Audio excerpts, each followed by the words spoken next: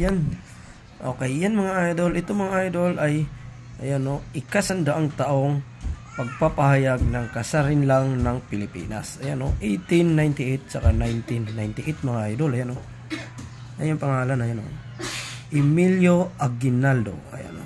Unang Pangulo ng Pilipinas.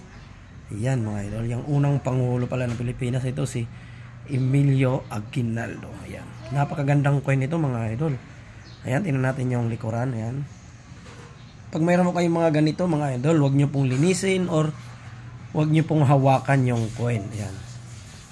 500 peso mga idol. Republika ng Pilipinas. Ayan o, napakaganda. Ayan o, napakagandang coin. Makinis na makinis at saka flawless na flawless. Ayan o, napakaganda mga idol o. Ayan o, ganyang coin mga idol. At pag meron po kayong mga ganito, ayan, ang bintahan po nito mga idol, nasa 15k pataas.